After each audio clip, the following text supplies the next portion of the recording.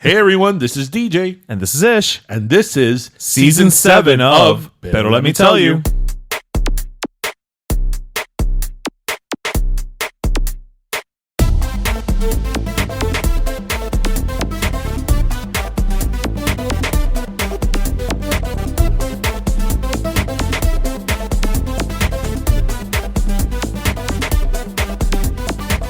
Da 5 menos 20. Yes. That's the name of the cover band. Man, when I was a kid, I sang Burbujas de Amor like at the top of my lungs. Well, yeah. Quisiera ser un pez para tocar mi nariz en tu pecera y hacer burbujas de amor por donde quiera. And then everybody would be like, esta canción es de doble sentido. And I'm like, what's doble sentido? I'll tell you when you owe the chip.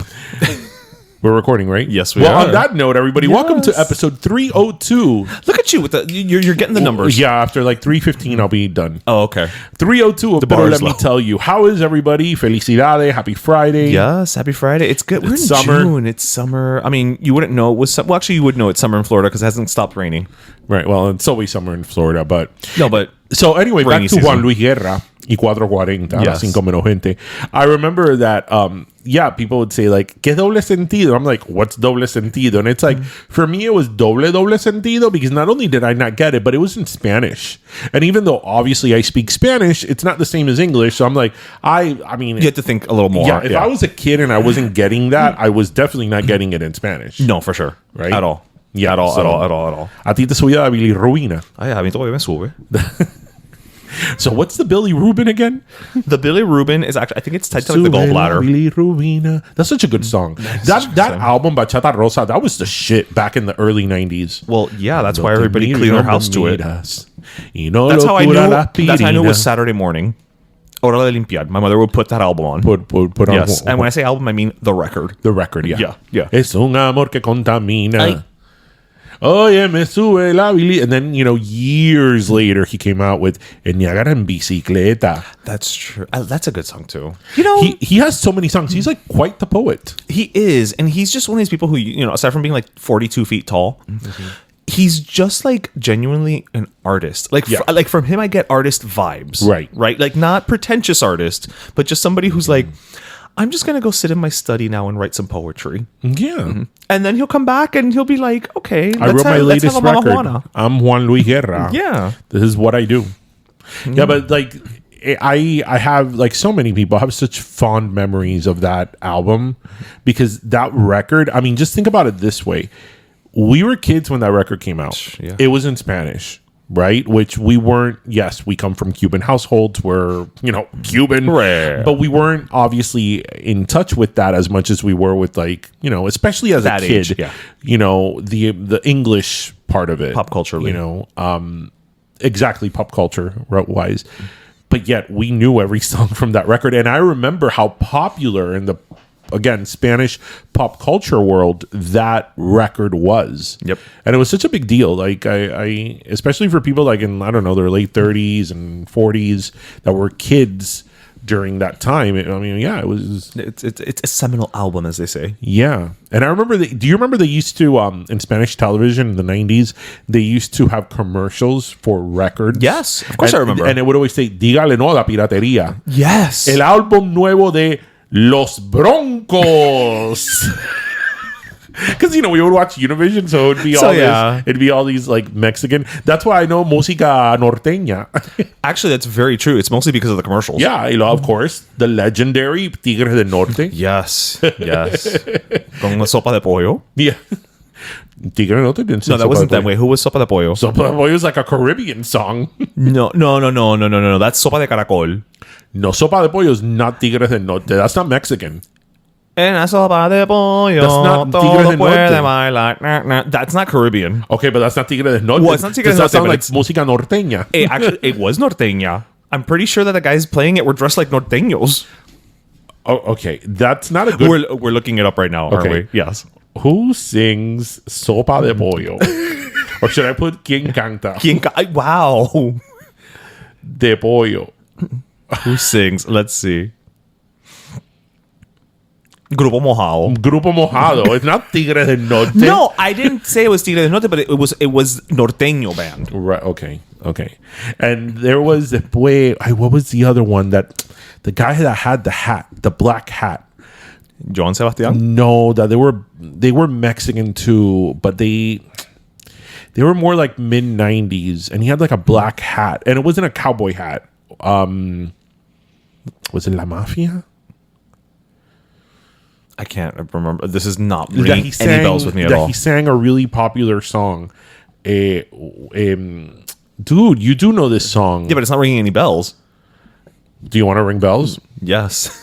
You can ring my... While I put away the diches. Oh,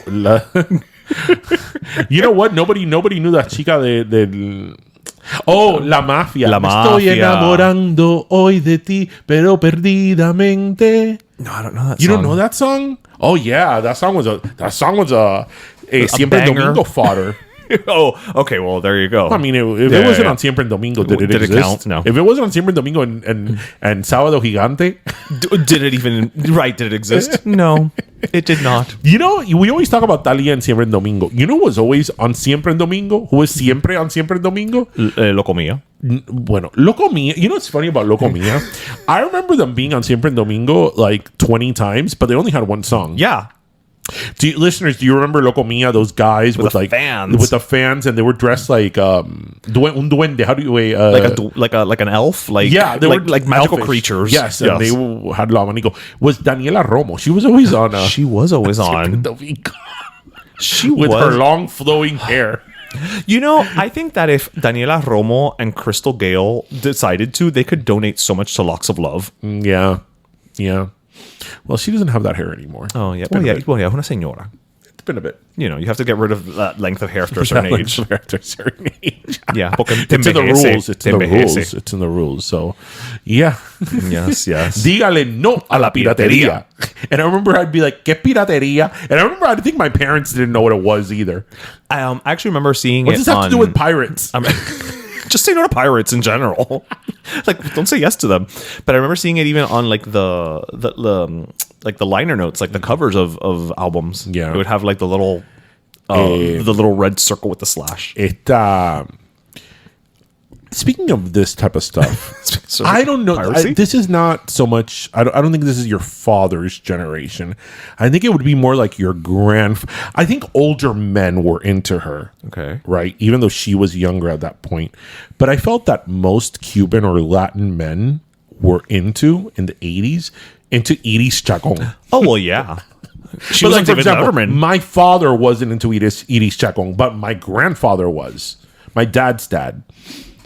Okay, yeah, that makes sense. And it's funny because she would have been closer in age to my dad. Yes. But I think it was like older. Like older men looking at younger women type of thing. Yeah. I mean, Iris Chacon was such a big deal. She was. You know, she still tours. Really? She does. I don't know anything that she sings, but, you know. She's a singer. She had a violin, right? Maybe. There was one of them that had a violin. Yeah, I mean, she's like a dancer. She's una vedette. There was also Olga Brinsky, I think that was her name. That she had the violin. But yeah, all the men were into like Iris Chacon. Yeah. I remember the song Iris Chacon. Iris Chacon. Yeah. That one, yeah. That was like her theme song. Yeah. Man, people need theme songs. The world was filled with Iris Chacon and Charytin. That is a lot of Dominican. And Cuatro, oh yeah, this is a Dominican spec. You know, we love the DR. You know, we started with Juan Luis Guerra, Iris Chacon, and then of course Charytin. La Rubia de las Américas. You know that Charytin is one of these people, and we've talked about her here several times. First of all, I think you have to be of a certain age to know Charytin. I mean, it's been a couple years. I think that our age is like cutting it. Like we were the last generation to know her. Maybe late 30s is as much as you could stretch it. But I think that Charytin is one of those, like, you can't really explain it if you know, because like if somebody asks me, what song of Charytin do you know? I'm like, I don't know. I know she just has a lot of records, but I don't know. Yeah, like I know she's a singer, but I don't know her as a singer. Right. And I'm like, okay, how many shows has Charytin had? I don't know. She's had like 30 reincarnations of the same show. It's not like Charytin had like a blowout success in something, but yet everybody knows who she was, who she is, what she looks like. She was just always kind of there. Yeah. Yes. Yes. And everybody knows her theme song, Charytin. Oh, yes.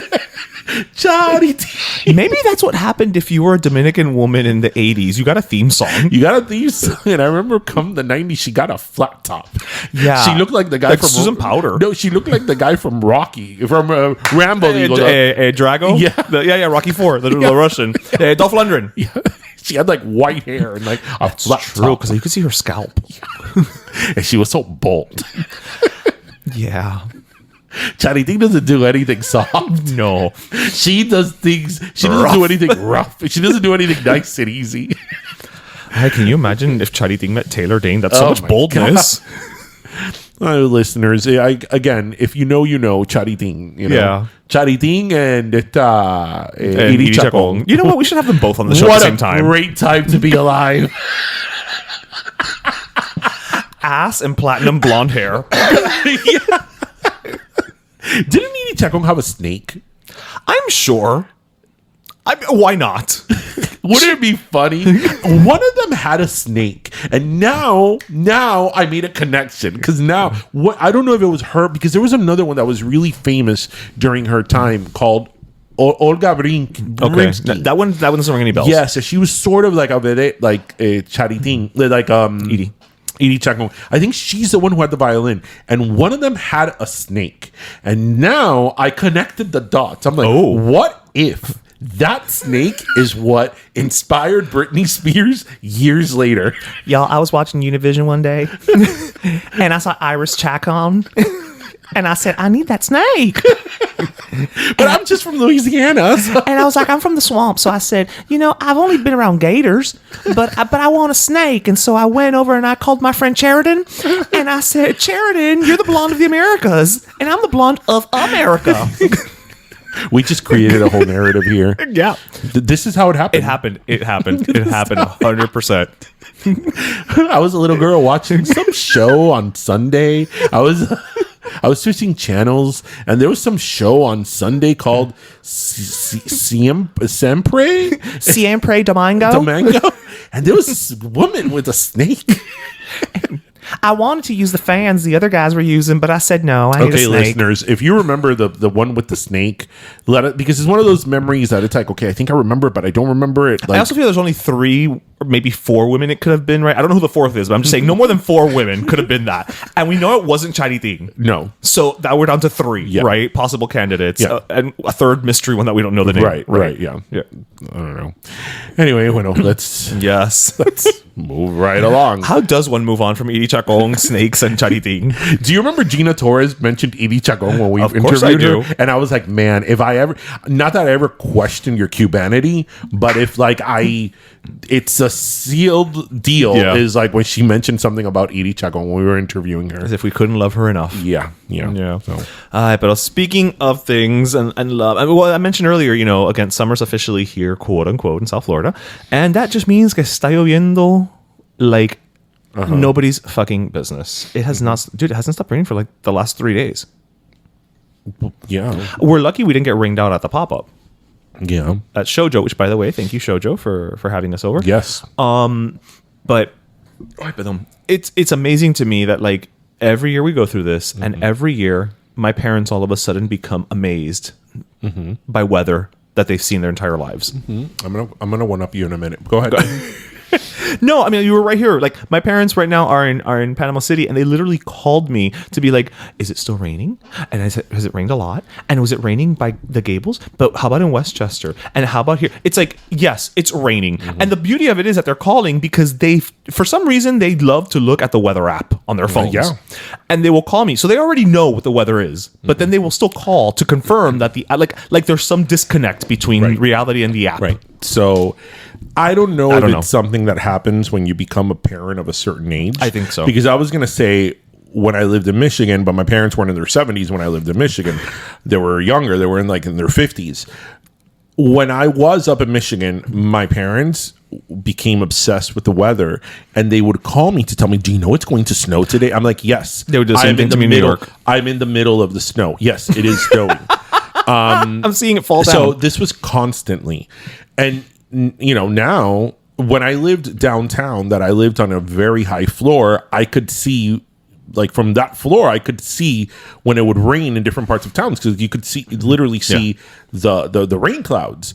And my parents would call me, oh my God, aquí se está acabando el mundo. And I'm like, oh yeah, I could see it. I could see it from the 48th floor, like that type of stuff. But what I love, because obviously this is something that I don't know what happens to the brain of a parent. Once they reach a certain age, they have to constantly be reminding their children of the weather. So as you said, it's been raining a lot in the last few days here in Miami and South Florida. So what I've been doing the last few days, that's why I told you, remind me to talk about this on the podcast. What I've been doing in the last few days, like I did this morning, my dad calls me, ay Dios mío, qué tormenta hay, como está lloviendo, pero tú viste como está lloviendo, did you see how much it's raining? And I tell him, it's not raining where I'm at. Mind you, it was. I'm like, aquí no está lloviendo. And he's like, pero ¿cómo que no está lloviendo? I'm like, nope, it's not raining here. And he's like, but how can it not be raining? And I'm like, no, it's not raining here. It's a little overcast, mind you. It was like a tropical storm. Oh God, but I'm like, nope, it's not raining here at all. Not at all.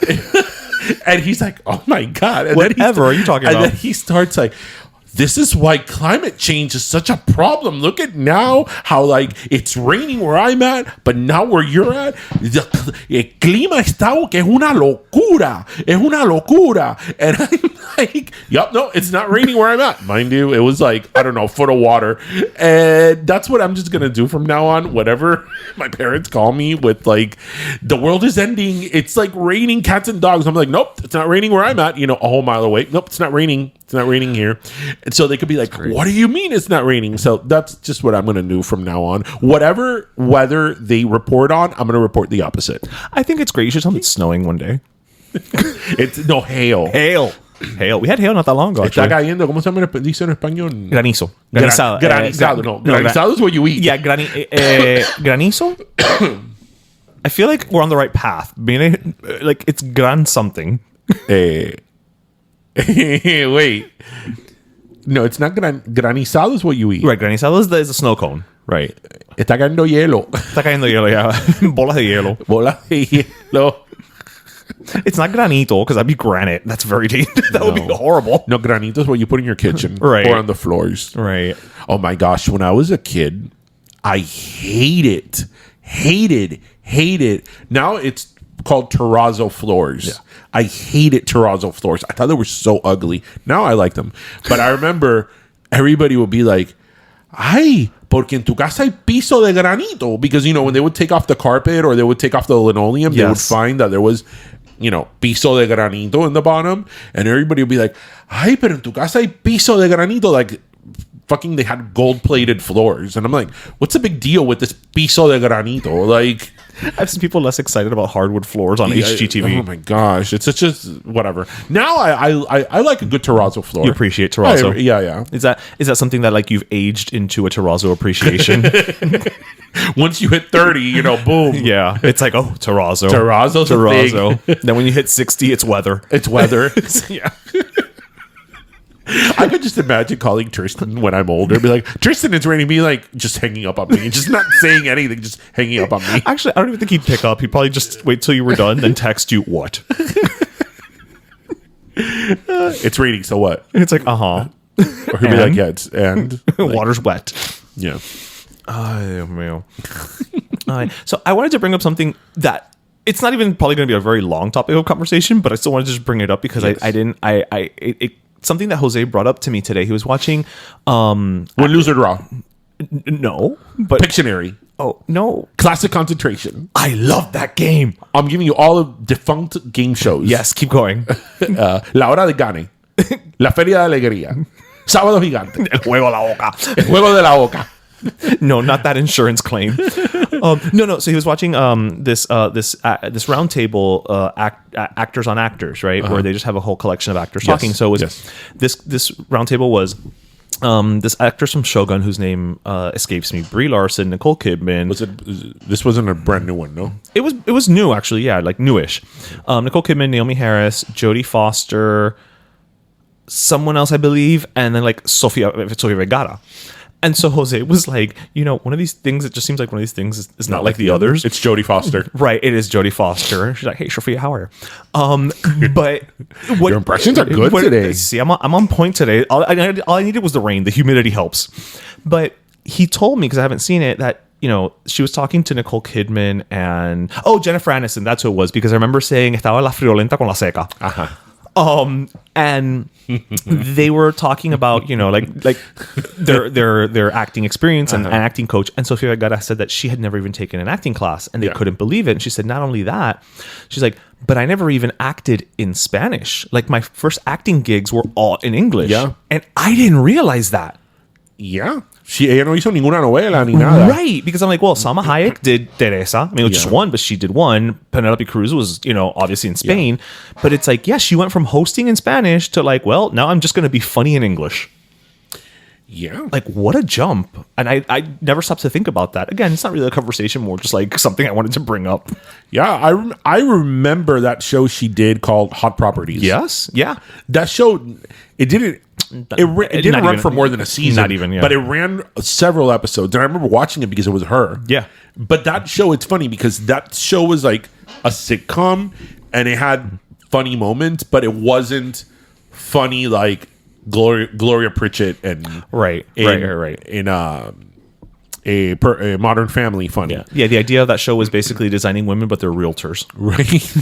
I just think that she was probably one of these people that like, well, she has said it herself that she didn't have anything to lose. Right. So it's not like she had this acting career that she was trying to do a like crossover and take riskier roles or anything like that. She had nothing to lose. So, I feel that with like Modern Family, they like unleashed her. Yeah. Yeah. For 100%. Yeah. Because even in the character of Gloria, even though we hadn't seen her act before, it didn't seem off for me. She was a natural. Yeah. I mean, granted, they tailored the role to her, right, but obviously. It didn't, okay, but seeing her, because obviously Sofia Vergara that I knew from Fuera de Serie on Univision was... Well, that was at least 15 years before. Right, but it was not like her on Modern Family. But somehow when I saw her on Family... on Family... I would say Family Matters. On Modern Family... Can you imagine she would have been on Family Matters? Erkel! Estefan!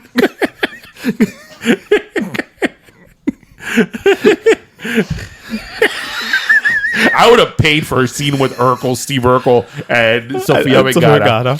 Anyway, but when I saw her being like the crazy ass Gloria Pritchett, it didn't seem like it felt like, okay, this is what Sofia Vergara is doing now. Like, it didn't seem like what is she doing? What is she trying? This is not funny. Right. I mean, it's one of those things that show was like, as you say many times, lightning in a bottle.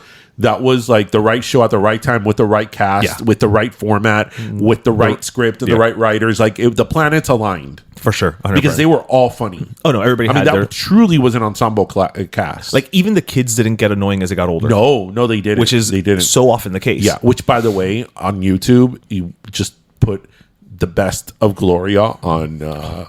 It's hilarious. I mean, she's great. I love when they're driving.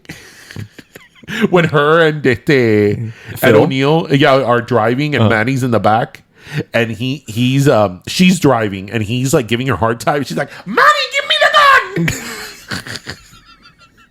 gun. Did you ever see the episodes where she would bring her cousin? Oh, that she was all like meek and like that she used to wash in the river. Like it was so good. It was so good. That and what I loved about it is that I imagine that she had an input on all that writing because she was a producer on that show, right? On Modern Family? I don't think so. Maybe by the end. Right, but she had an input into the Colombian storyline, right? Yeah, I'm sure. So it wasn't like some white guy from Kansas writing about a Colombian, right? I'm sure she gave her opinion, if nothing else. Right. Yeah. So it sat well with her. Yeah. So I love her. I love her. I always have. She's wonderful. And I'm glad for her success. Her house is absolutely beautiful on Architectural Digest. It's actually beautiful. So, yeah. I heard this week, this is like really weird, but whatever. Did you hear that employees in Marshalls and TJ Maxx are not going to be wearing body cam? They're going to be wearing body cam? Yeah, like cops. What the hell's happening at Marshalls and TJ Maxx? What are these Maxxinistas doing? I'm like, what home goods are you going to? Like, what the fuck are they selling? I mean, I don't know if there's a theft problem. No, clearly. I mean, I haven't, at least here in Miami, I haven't heard of a theft problem because I frequent Marshalls. Do they tell you about the theft problems if there were I don't know. But I will tell you, though, that recently, at least the Marshalls Home Goods by my house, like I don't go to it anymore because the line is always so long. And to their credit, I have to give them credit. It's not because they don't have enough cash registers. Oh no, it's sometimes not. They'll have like 8 cash registers. And it doesn't matter. And it just, there's so many people. And then sometimes I'll be like, I'm gonna go at 11 a.m. like on a Wednesday, and I'm like, okay, aren't you people working? Oh no, but I mean, I think 11 a.m. on a Wednesday is when they have their senior citizen discounts. No, there's all types of people there. I'm like, aren't you working? And I'm like, wait, well, I'm here. Like, damn it. And I've told you about the stress I have when I go there and I'm in line. Why? Okay, so in Marshalls, or I don't know about TJ Maxx does this because I never go to TJ Maxx. I go to Marshalls. So Marshalls has a common line. Yes. And then they have the registers. And then there's the announcement that goes, now open register 7. Yes. Now open register 4. It's such a long line that you get on your phone and you start like, whatever. Oh, you start looking at the impulse buy things. Yeah. You start the impulse buy, or you start like going through your phone. But because that line is so long, people there are not playing. So if you are in the front of the line and they call the number for you to go to the cash register and a microsecond passes by, people will be like, hey, get off your phone. La cuatro. That when I'm like 3 people from the front, I put my phone in my pocket and I'm like, I am completely invested in this moment. All my senses are alert and I am waiting for further direction. Because I do not want a problem with the people in line. Because people do not care. Like, they are not playing at Marshalls. You have more awareness than a firefighter at a fire. You have Kathy with a rug, candles, in her cart. She is. I said Kathy, not Karen, because she's not necessarily pissed, right? But she's not playing either. No, she is ready to take you down if they call your number and you're not ready. No, yeah, she just watched Chip and Joanna do a makeover, and she needs to go home and do it. She has her lemongrass verbena verbena candle that she needs to go and try out. Her new carpet, the new down comforter she's using, the diffuser refill. Yes, the diffuser refill, very important. Yes, she is not playing games. No. She is magnoliaing that home if it kills her. Meanwhile, I'm here shopping for underwear. Right. That's right, because you refuse to pay a lot of money for underwear. Yeah, I've told you. I'm sorry. I don't do Fruit of the Loom. I don't do Hanes. I don't do none of that. I like brand name underwear. I do. But I'm not bougie for a lot of things. Right. You know this. Yes. I am not bougie for mostly. I'll tell you the things I'm bougie about.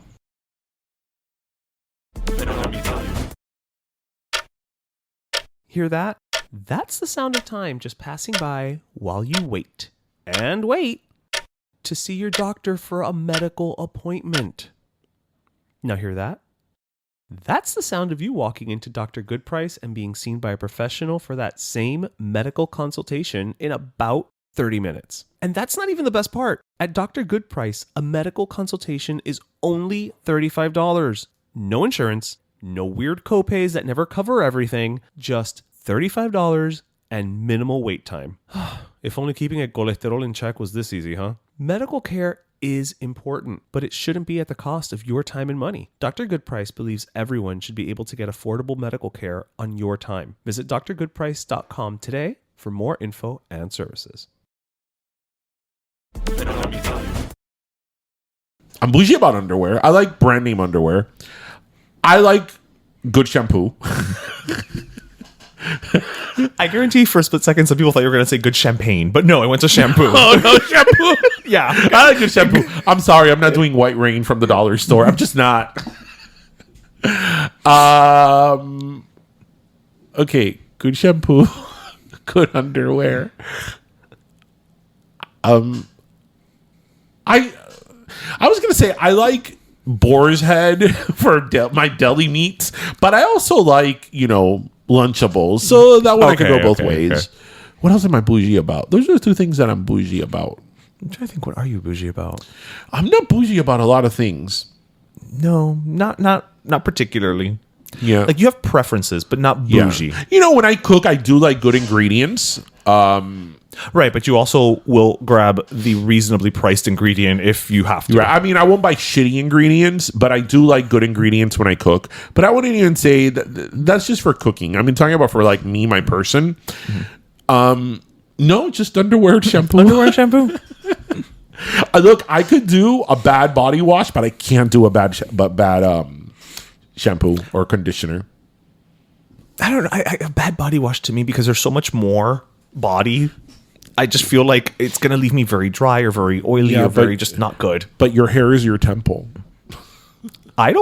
What? I know that your body's your temple, but no, it's like you and I have very different approaches to our hair. Yes. I think we've established this. Yes. So yeah, no, I'm using good shampoo. I mean, that's fair, but you don't like to pay full price for it. Hence the Marshalls and the TJ Maxx of it all. So yes. I don't like exactly. So yeah, Marshalls has cheap. I can understand. And I'll see. A couple of months ago, I went and they had Gap makes good underwear. And at Marshalls? They had them at Marshalls. Oh wow! And they had a 4-pack for like $10.99, and I'm like, in Gap, that's like $35. Yeah. And I bought like 10 of them. No, not 10 of them. I bought like 2 packs that it was like 10 underwears. Oh, okay. Yeah. No. I can't do that Fruit of the Loom thing. I don't think I can't even remember the last time. I think that's like the most personal thing I've ever said on this show. I think it might be. I can't think of the last time I wore a Fruit of the Loom or like a Hanes underwear. Fruit of the Loom. Fruit of the Loom.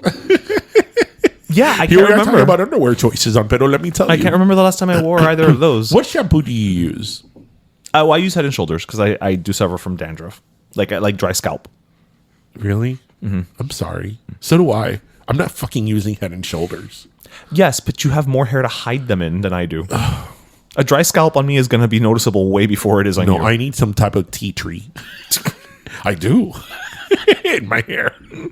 I do. I mean, tea tree smells lovely. It does. And it tingles. It tingles?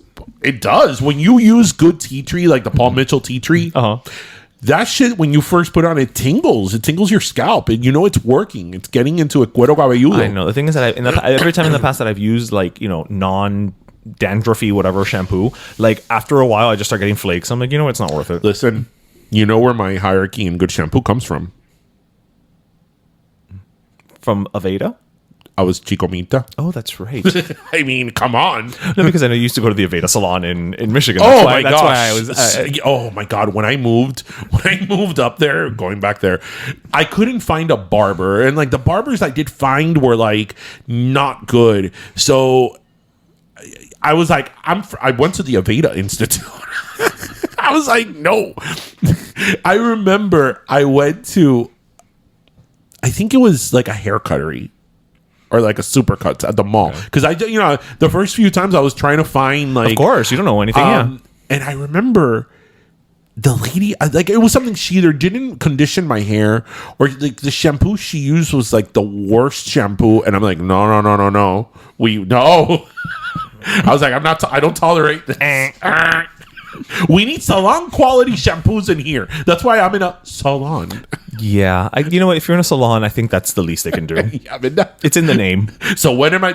If you're not using salon quality shampoos at the salon, so when am I going to use it? Yeah, no. At the very least, I expect a salon selective. Wait, what? I'm bougie about something else. What else am I bougie on?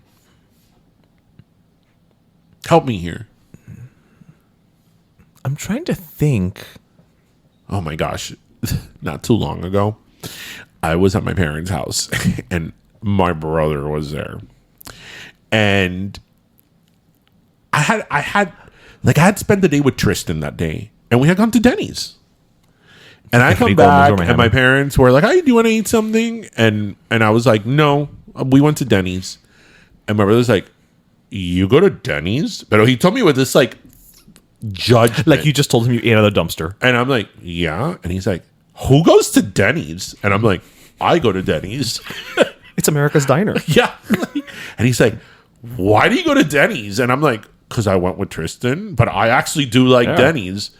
And he's like, "But that place is shit." And I'm like, "Well, I actually happen to like Denny's."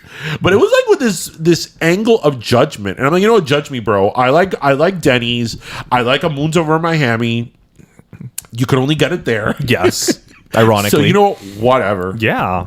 Give me a freaking grand slam. They have a brisket sandwich that's really good. Their burgers are really good, and their burgers are good. And Burger Beef says so. Their burgers are good. Yeah, Burger Beef says so. I mean, yeah. So that's we're talking about a benchmark. Yes. Yes. So you know, whatever, my brother. Yeah.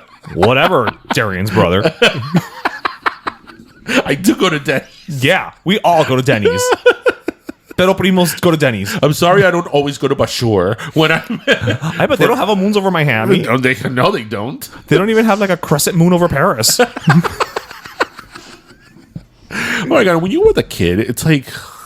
But even when you're not with a kid, no, but you and I go to Denny's. The kid is not impressed with That's true. Yeah. The chocolate mousse, the brioche, the imported chocolate mousse. Yeah. You know, French toast with a brioche bread. Yeah, bullshit. Filling. Yeah. So. Yeah. Okay, so bougie and underwear, and shampoo and underwear. Those are the things I'm bougie about. Yes, yes, decidedly so. Yes. So you're going to LA this week. I am going to LA this week. I am. I'm actually. So I told my nephews way back when that for their 16th birthday, because I don't like to give things for gifts anymore, specifically for birthdays, because it's like I just give you this thing and then it either se te queda if it's clothing, or you put it in a corner and it's just thing one or thing two. Well, it's just waste. It just becomes waste. So I've taken lately for their birthdays. I'm like, you know what? I'm going to give you experiences. I'll take you to a game, to a concert, to an event, whatever.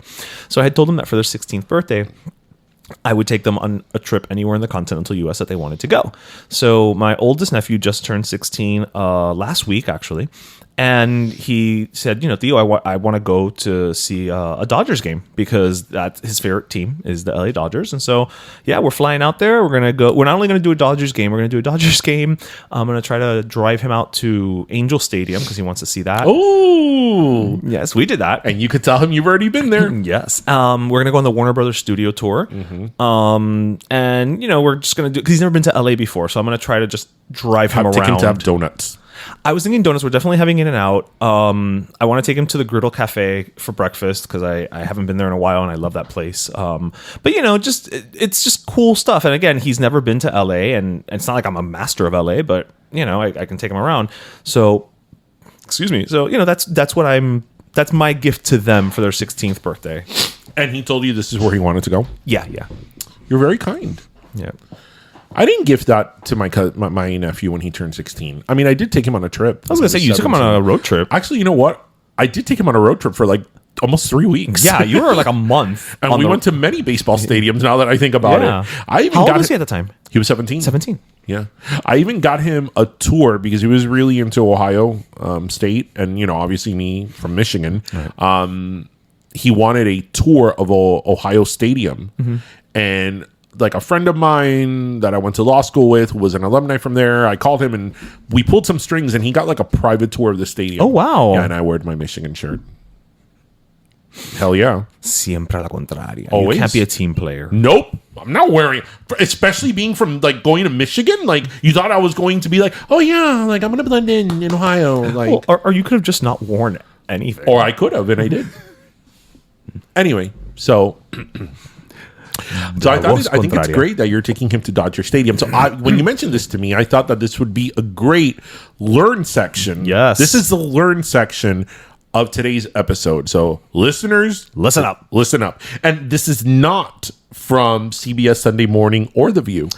Well, I mean, nobody had that on their bingo card. So Dodger Stadium has a really big, important history just in the building of the stadium and where it is now. So, as many of you may or may not know, the Los Angeles Dodgers were originally the Brooklyn Dodgers. Mm-hmm. And they were in New York until the late 50s, early 60s. And when one of the reasons why the Dodgers left New York, same argument that happens nowadays. They wanted a new stadium. New York didn't want to pay for a stadium. Long story short, the Dodgers said, see you later. And they moved to the West Coast. They moved to LA. The first few years, the Dodgers were in LA. They played at the Los Angeles Coliseum, which is, if you've been there, it's an enormous football stadium. It's a historical landmark. Beautiful. Have you been there? I don't think I've been there, but I know what you're beautiful stadium. Hosted the 1932 and 1984 Olympics, and they played baseball there. So the dimensions were weird and whatever because they were getting their ballpark built. So Dodger Stadium was built upon like a hillside, and that area was called Chavez Ravine. A lot of people still call, like when they were going to go to Dodger Stadium, they say we're going to Chavez Ravine.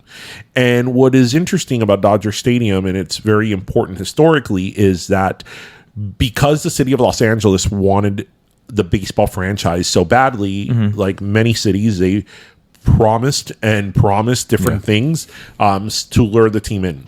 And one of the things they promised was obviously to build the stadium. And they needed to do things very quickly.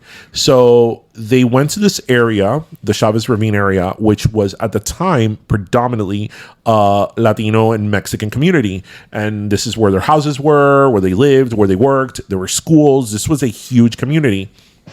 And like we know, the government does have the right to do eminent domain which is when they, for purposes of either for city improvements or for the public use, the city or the government does have a right to do an eminent domain and take a property over.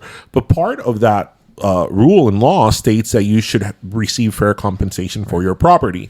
And generally, in these cases, not only do you receive fair compensation for your property, but you are given ample time to move. So even when a district is rendered or ruled that they're going to do eminent domain in that district, usually it will be years before they actually start building whatever it is they want to build there. But because the Dodgers and LA wanted to do this quickly, they got these people out of here, and this was their home, this was their community. Okay, they got them out of here like as quickly as possible, and there were a lot of people who did not want to go, and they were forced out of their homes. Wow. Many of these people were never received or paid. They never received just compensation for their properties at all.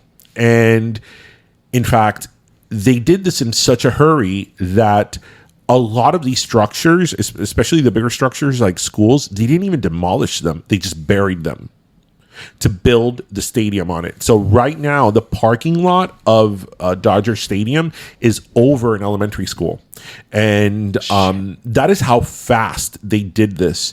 And I, as a ballpark enthusiast, I've shared here on the show that my goal is to go to all 30 of them. I've been to 26 of the 30 ballparks, so I know about ballparks throughout the country, and I've visited them. I've visited Dodger Stadium a few times.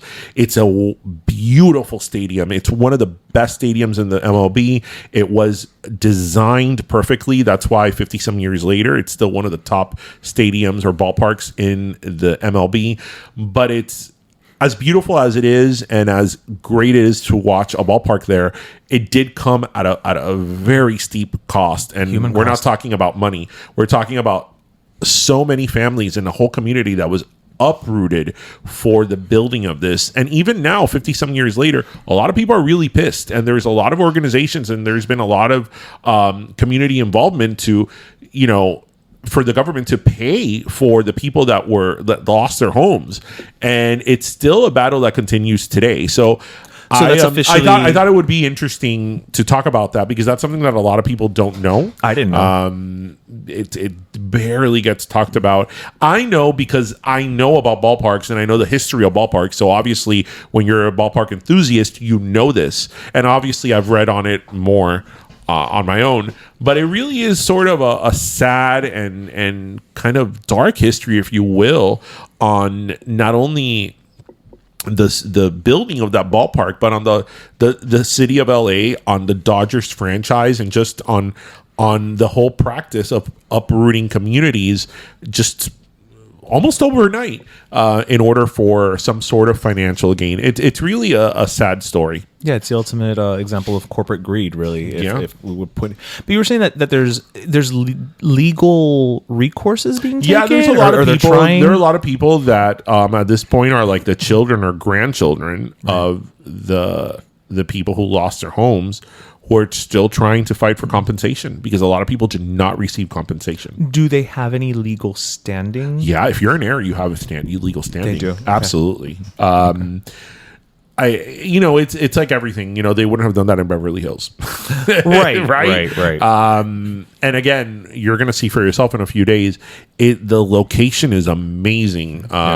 It's in an elevated part of town, so when you're in the parking lot, you could see all of downtown LA, and then the field opens up to like a canyon and some more mountains. It's stunning. Dodger Stadium is stunning. And it's just it has like open concourses. It's like very airy, just very light and breezy. It's a great stadium. That's why I was telling you that it was built in the 60s, but the architecture was very modern for its time, because in the 60s and the 70s, in ballpark architecture here in the United States, they did a lot of stadiums, what we call now cookie cutter stadiums, which were stadiums that hosted both football and baseball. And that's a disaster, because the dimensions for baseball are very, very different. Baseball is a much more intimate sport. Usually in a ball game, in a ballpark, you'll have anywhere between 25,000 to 40,000 seats. That's an average ballpark. Whereas in a football stadium, you could have 70, 80,000 people in a stadium. Very different dimensions. So a lot of these stadiums were multi-purpose stadiums that were built in the 60s and 70s, and they were cathedrals of cement. I mean, they were just very brutalist architecture. Right. But one of the few exceptions was Dodger Stadium and Angel Stadium. So LA was saying they both stadiums built for baseball only. So that's why you went to Angel Stadium with me last year. I did, it still looks very modern. Yeah, it's very pretty. It doesn't feel like a 50-some-year-old ballpark. It looks like any other ballpark. It looks retro, though, to your point. Yeah. Also, Angel Stadium was bought by Disney in the late 90s, and they Disneyfied it. So, it has the Disney touch. Yeah. But that's why Donald Duck was on the third baseline.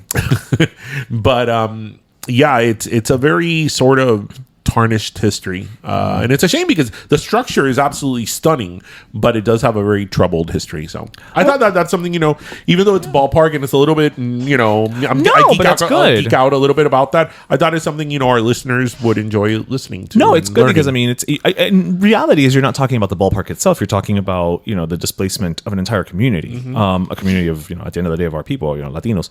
And it'd be interesting to see if anything comes of those lawsuits, just because they've been going for years. And is it fairly recent? A lot of them have, because this sort of gets momentum in waves. Okay. I can't tell you the outcome of the lawsuits. I would be lying if I told you that I've read the lawsuits. But I know that there's been in the last several years a lot of momentum at this point in time of like the kids and grandkids of like the people who were displaced. Mm-hmm. I mean, there are some people still alive who were, because this was in the 60s. True. But yeah, it's a big deal. Are they class action type deals, or? I don't know if it's class actions. I don't know too much about the legalities in terms of the lawsuits, but I know that it gets momentum in waves of people trying to do some type of because I think some people were paid and some weren't. I'm not 100% sure, but I know that a lot of people, significant amount of people, were not. Okay. Yeah. Interesting. Yeah. Interesting. Not in a good way, but interesting. Sad. Are you going to rent a car? Of course. Yeah. Yeah. Get an electric car? No, I'm not doing an electric car, only because I freak out about the thought of getting stuck in LA traffic and having that thing die. I had an electric car last year when you and I went. I know, but we also were able to charge at Eddie's house, so that helped. And there were some perks. Yeah. We did. That was fun. That was a fun trip. Anyway, so, did you hear locally well, I know everybody from Miami heard locally that lo que pasó esta semana with the apartment fire. What happened? You didn't hear about the apartment fire? I mean, I think I saw some pictures of it, but I didn't read. I saw it only in Dade, but I didn't really look into it. Wait, hold on. Stop the presses. You did not hear about the apartment fire? I saw something about it, but I didn't really look into it. What happened? Okay, but what happened? It even made the national news. What happened? Okay, so in downtown, this is in the area by the Masonic Temple. Okay, yes. In downtown. Yeah. It's 2 buildings down. Mm-hmm. There's an apartment building. The apartment building is actually, it was like 100 years old, but it was very well maintained, and it was a senior citizen apartment building. Oh, no. A guy got into an argument with another guy. He shot him, and then he set the building on fire, and the thing burned. Like, it wasn't a small fire. It was, what do they call it? A code 3? A 3-alarm fire? A 3-alarm fire. It was the first 3-alarm fire in 25 years in Miami-Dade County. Holy shit. That is how big it was. It was huge. It made the national news. So all these people lost their homes. Oh, no, and they're older people. They're older. Thankfully, there haven't been any... Okay.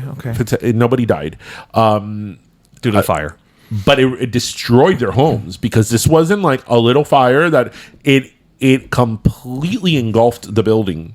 And then, like, the top roof collapsed on the second roof. Like, it was big. It was huge. Again, the first 3-alarm fire in Miami-Dade County, such a big city with such crazy shit that happened here in 3 years. And yeah. Oh, my God. You know, like, it's one of these things that, like, I wonder what... I mean, listen... I remember when I studied in law school, I studied what we call depraved heart murder, which is like second-degree murder, which is, it's a crime of passion, you know, and things like that. You know, those things happen. But like, so I understand the legalities of it, and, you know, the mindset of it, of, you know, you do something and then there's a legal ramification or recourse against you. But just on a personal level, like, how mad do you have to be at this argument to not only... And the guy was like 78 years old. Oh, my God. Yes, he lived there in apartment 307. How mad do you have to be to not only shoot the person, but then set fire to the apartment building that you live into? Did the person who got shot die? No. Oh, okay. Well, thankfully. No. La gente está loca para el carajo, Darín. La gente está loca. Didn't you hear, like, I don't know if it was last week or a couple of weeks ago, at the Chase Bank in the drive-thru? Yeah. That the guy got out, shot the mother, her kid, then himself. Yeah. And somebody else had... I mean, it's just people... Like, what... Look, I know we can make the argument. We can make the argument of saying, like, you know, these things have always happened, so to speak. But now, because we are connected 24/7, we hear about it probably more than we used to, right? So I understand that argument. But I also just feel like people are just angry. They're angry for no reason. Yeah. And they should use BetterHelp. Promo code Pero. But like I just like, what is it? What, like, I don't know, is there lead in the water again? Like what is... I don't get it. I don't expect to have the answer either, but I'm just saying, like, to your point, like, how angry do you have to be that it's like, not only was I upset with you and I'm going to shoot you, now I'm just going to be pissed off at everyone who lives here. Right. Yeah. I mean, again, I know when you're mad, you know, I've never been shoot somebody and set the building on fire. I know, but I'm trying to, because you know me, I'm the person that...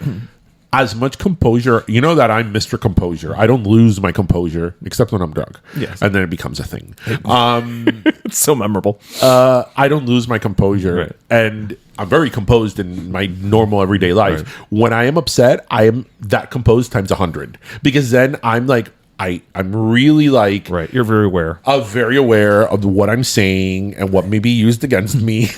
So I'm very measured, and then I start talking like I'm in trial, like, and then that pisses people off. I was gonna say, right? It's not helping so situation. I realize that not everybody's like me.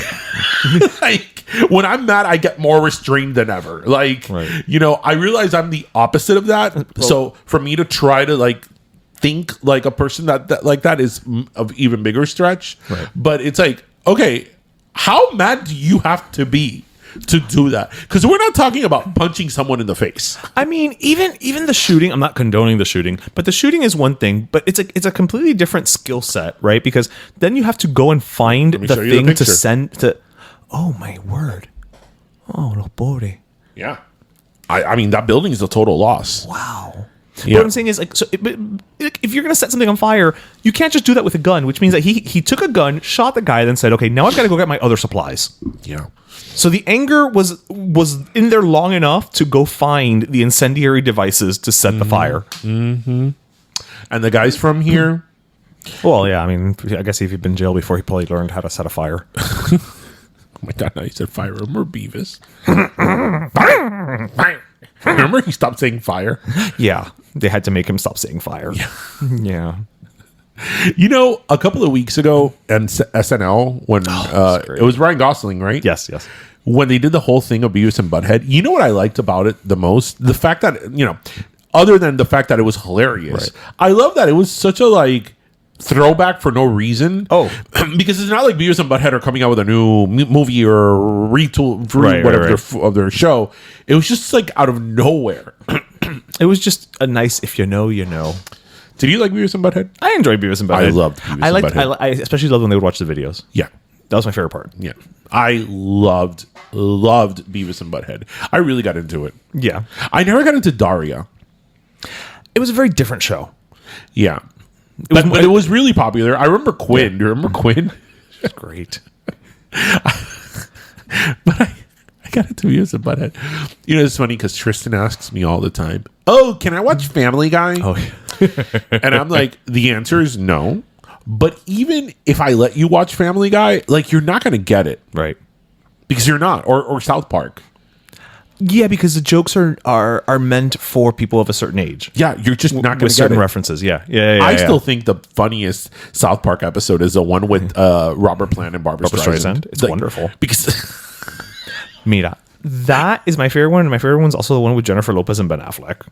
The taco one. Oh, you're my taco flavored kisses. Oh, Ben, I love you, Ben. I am Jennifer Lopez. That was great. Oh, those guys! That show, I really got into South Park. You really did. Do you remember? I used to wear. I had the shirt. I had the sticker on my car. Yep. I don't have sticker. That's another thing I'm bougie on. I'm bougie on cars. I like good cars. Okay, and I've always had good cars. Okay, I'll give you that. Like, I'm not driving a Corolla. But you know no what? offense to our listeners who drive Corollas. But you know what? No, I'm not. I'm gonna counter. I don't think you're bougie with cars insofar as like. You are you're never like getting a ridiculously crazy expensive car. So that's what I mean. That's why I wouldn't say you're bougie with cars. Maybe it's because I know about cars a lot and like I have a lot of knowledge on cars and I'm a car enthusiast, if you will. Mm-hmm. I know what I'm getting, so I don't pick from the bottom of the tree. Right, but what I'm saying is if I was to say you were bougie about your cars, it's because you were getting like the high top end. What have I always told you? I always told you, if you ever see me driving a Toyota Corolla, know that I'm just very sad with my life. I got to a point that I'm like, I don't give a fuck. No offense to our listeners who drive Toyota Corollas. Also, if anyone who works for Toyota Corolla wants to give us a sponsorship, I will take a Corolla. I will test drive a Corolla. I will drive a Corolla. I'll take a Corolla. I will whatever model. I don't care. I'm not a fan of Toyota with two exceptions. The Supra. Okay. And the 4Runner. Oh, okay. Those are good cars. Or the Land Cruiser, but the Land Cruiser they haven't had in a few years. I always forget the 4Runner's a Toyota. Like, I just think of it as a 4Runner. I couldn't say it any bigger. No, but I don't think of it as a Toyota 4Runner. I just think of it as a 4Runner. Like, really? I think about it as a Toyota 4Runner. Yeah, no, I don't. I just think of it as like its own thing. What's your favorite jingle of Toyota?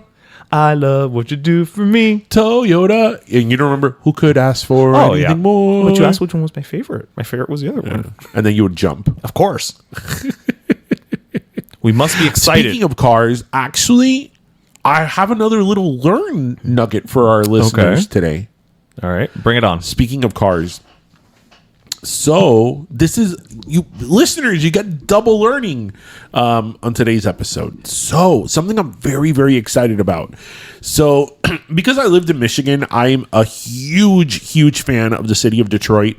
I have to tell you that I know about the city of Detroit almost as much as I know about the city of Miami. Like when I lived up there, I really, really became like neck deep in the culture and the history of it. I immersed myself with I lived there and I wanted to know. And Detroit has such a rich, complicated history, right? So if you know anything about the city of Detroit, one of the most iconic, recognizable symbols of the city is the Michigan Central Depot or the Michigan train station. So basically, it was designed by the same people who designed a Grand Central Station in New York City. Actually, it's bigger. And this building, again, mammoth building that unfortunately was abandoned in 1988. And for 30 some years, it sat abandoned, and they looted the building. They tore the windows out. They tore all the copper wiring. Desbarataron el edificio. So they would use this building a lot as the symbol of the fall of Detroit and of the state of Detroit, that Detroit was in ruins and all that. They would use it as that symbol. So on 5 years ago, Ford bought the building, right? And again, this building is so big, and for years they didn't know what to do with it. And then it again, it's so large and it's on a huge campus that it's who's going to buy this and remodel this? And it's in disrepair. This would take a lot of money. Is it going to be a hotel? Is it going to be it's just a lot. So Ford bought the building, and they spent over $1 billion restoring the building, and they restored it to all the windows and all the all that was gone, but everything that they had to restore or that had been gone, they replicated exactly the same with the same cast iron molds and all that stuff. It's a beautiful, beautiful building, the Michigan Central Depot. And Ford, they spent over $1 billion over it. Just in the basement alone, it had flooded all these years. They had to remove over 1 million gallons of water from the building. So again, this was a former train station, and now Ford bought it and they're restoring it into their technology hub.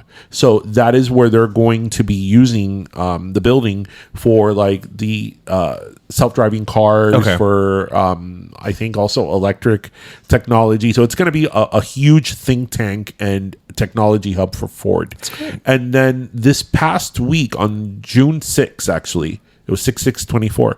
They opened the building to the public so people can come and see it. And they had a tremendo concert, which aired on. You saw it on NBC. I saw it. Well, I didn't see the concert, but I saw it with Diana Ross, Eminem, huge people showed up who were from Detroit, and I thought it was great. I thought it was such a interesting thing. First of all, that they aired it on NBC, and they talked about the history of this building. That this structure that was so iconic, but now showed that was something, it was used for something so negative, showing the ruins and the fall of Detroit, is now the opposite. Now it's been restored and it's beautiful, and it's being used as sort of the Renaissance of the city. So I love Detroit, and whenever I have a chance to talk to people about it, because Detroit is one of those cities that has a horrible, horrible, horrible reputation and really bad PR. But when you go there, every person that I've taken to Detroit, they're like, wait,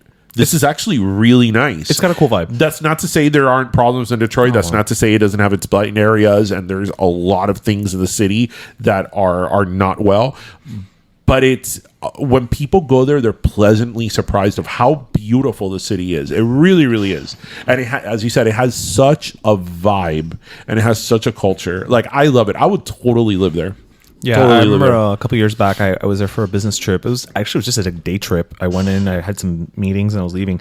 And at one point, I was just kind of sitting by the river. The river. They have a great river walk, and it was just pretty. And it's oh look, Canada's right there. And what's so nice about the river? Did you notice the color of the river? Yeah, it's turquoise blue. It's really pretty. Beautiful river, and their whole downtown area, which is, it's come a long way, because 20 years ago, you wouldn't go. When I first moved there, their downtown area was bad.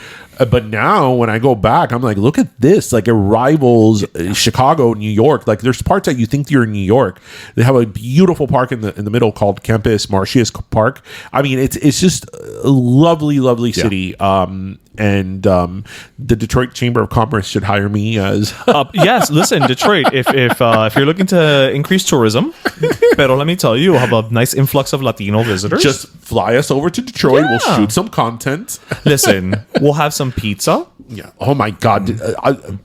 I remember the first time I had Detroit pizza. Obviously, it was way before it was a thing down here. And me thinking, like, where has this been all my life? Because I had never heard of Detroit pizza being a thing until I moved there.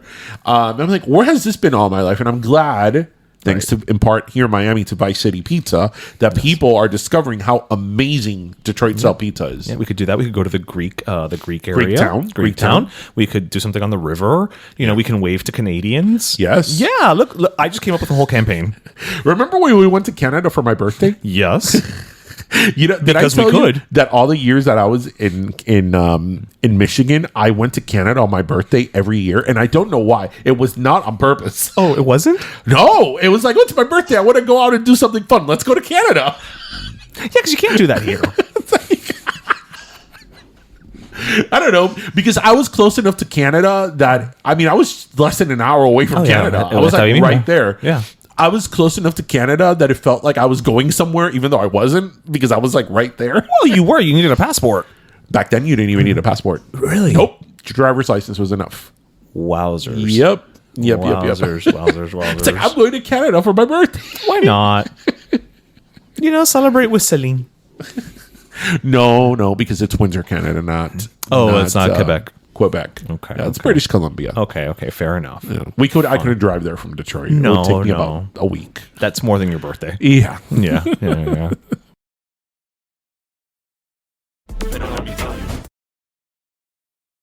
It's June, which means end of school, start of summer, and National Dairy Month. You know we love dairy. Milk, cheese, ice cream, shakes, all of it. But did you know dairy is a great source of nutrients for our bodies? There's calcium, great for bones, vitamin D, which so many of us are lacking, plus potassium, protein, B12. Honestly, dairy's got more vitamins than I can list in this spot. So this June, visit floridamilk.com or lechedeflorida.com for info on all the benefits of dairy and several delicious recipes to make every month National Dairy Month. Anyway, so we are ready for our last milkshake. Yes, we are. So for the month of June, we've partnered with the Florida Dairy Farmers because it is National Dairy Month. And, you know, we're giving out a last milkshake. And every week, we're actually giving out a different flavor. Yes. And you can find the recipes in our show notes. This week, we are giving out the undeniably delicious vanilla shake. It's a classic. It's a classic for a reason, right? Because it's undeniably delicious. I feel that vanilla shakes, it's like pizza. Even a bad vanilla shake is good. But a good vanilla shake is so better. good. Yeah. Yeah. But yeah, I mean, I've had some that are like, they didn't use the best ice cream, but it's still vanilla shake. It's still amazing. But like a rich vanilla. I think people need to have more milkshakes. I think the world will be a better place. It's true. In the classic milkshake glass with a cherry on top and sprinkles and whipped cream. Don't you just think people will be happier? Well, I don't know, because Khalees wasn't all that happy. But I think it might work. Well, but her milkshake brought the boys to the yard. That's true. So at least that came from it. That's true. She did bring people together. Right. She wasn't unhappy. No, actually, you know, I disagree. Because her first song was I Hate You So... You're right. You're right. I hate you so much right now. And then her follow-up was my milkshake brings all the boys to the yard. You know what? You're right. Milkshake did make her happy. And it made her happy. It did. You know what? Milkshakes making Khalees happy since 2001. Yeah.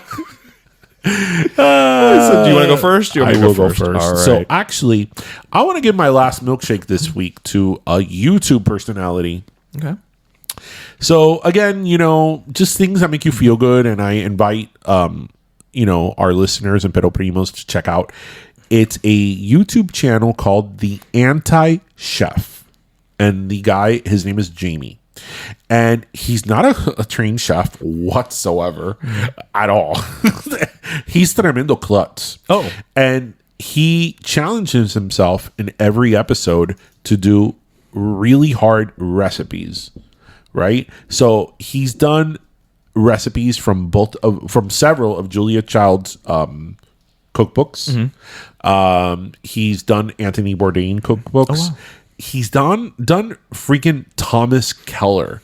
That if you know about chefs, Thomas Keller is like le crème de la crème. You know, the executive chef of the French Laundry in San Francisco, well, in Napa. And so he takes on some really difficult recipes. You know, he's not making grilled cheese. Right. And it's just really entertaining. His videos are like 20 minutes. Even if you're not into cooking, they're just entertaining because he approaches it from such a layman's term that you're not there like, what is this? What is that? And he's such a klutz, and he's so funny, and he has like major imposter syndrome that he's just so fun to watch. Like, I watch his stuff and like I laugh and I smile. Like I catch myself smiling, and I'm like, you know, if more people were to watch like content like this, you know, again, we'll be happier rather than watching the same people talking about the same terrible things. Right. And I, you know, he makes me smile. He brings me joy, if you will. It's a fun YouTube channel. Again, Anti-Chef on YouTube. His name is Jamie. He doesn't. Oh, another thing that he does is that he's in New York now. He's Canadian, but he's in New York now. So every now and then he'll get like the sounds of New York interrupting his video. Okay. And like I'll never forget that one time there was like a and he's like, "What was that? The Titanic?" Like, you know, or he'll hear sirens, right? And he's like, "I hope they're okay." At least he's considerate. Yeah, so it's just funny. So Anti-Chef, everybody on YouTube. So you get a milkshake. Yes, all right, it's a good one. I'm still waiting for him to do the series on the cookbook from Chef Pepin, but okay. Well, Hasta el fin. Yes. Oh my God, my uncle calls me Chef Pepin. So I'm gonna give my last. That's taking it back. Listen, we were talking about Edie Chacon earlier, okay? Chef like Pepin. Chef Pepin is not hasta el fin. Yeah, Chef Pepin shouldn't be that much of a shock. Yeah. So my last milkshake. So as we know, we're in June. It's Pride Month, and I'm gonna give it to the latest season of RuPaul's Drag Race All Stars. Now, not just because it's Pride season and All Stars, and also because this season there are 3 Latina drag queens. You got Roxy Andrews, Georges, and of course Miss Vanjie. But I'm giving it because considering all the hullabaloo that's been going on lately, specifically around drag queens and trans and all of that, what this season has actually done is, in lieu of giving the drag queens a prize at the end of the show, they are not eliminating anybody in every episode, but in every episode, the drag queen who wins that episode, they award them cash that goes to a charity of their choice. And so actually the subtitle of this season is Drag Queens Save the World. And I think that's a very smart thing. I mean, RuPaul's many things, but intelligent is definitely one of them. You know, to come at this from an angle of like, you know what, we're going to show you that we're not just a community who's selfish. We're going to do something to give back. And the charities vary from like Trans Lifeline to like the ASPCA. And so I just wanted to give, you know, my last milkshake to that season, because again, it could be very easy to be a show like that is a little bit of escapism and just frivolous, right? And keep your head in the sand, but they're actually doing something good. And if TV has taught me anything, is that irrespective of who wins this season, at the end of the season, I guarantee you that Drag Race, you know, it's going to be like, you know, because you've all performed so well, we're still going to give each of your charities $10,000 extra. Like, it's like everybody's going to win, you know, at the end of the day. So, you know, RuPaul Drag Race All Stars season 9. Very nice. Yes. You know, I always tell you about RuPaul. RuPaul the man gets older, but RuPaul the drag queen doesn't at all. Because when RuPaul is RuPaul the person, like, he looks older. Yeah, he's aged. He's in his 60s, right? Yeah, I think he just turned 60 like last year. RuPaul the drag queen looks 32. the same as when Supermodel came out, you know, 30 years ago. RuPaul the drag queen ages even less than Meryl Streep. Yeah. I think RuPaul the drag queen is ¿cómo se llama este? Dorian Gray. Yeah, that's why there's so many portraits of RuPaul in the workroom on the show. Probably because that's what's aging.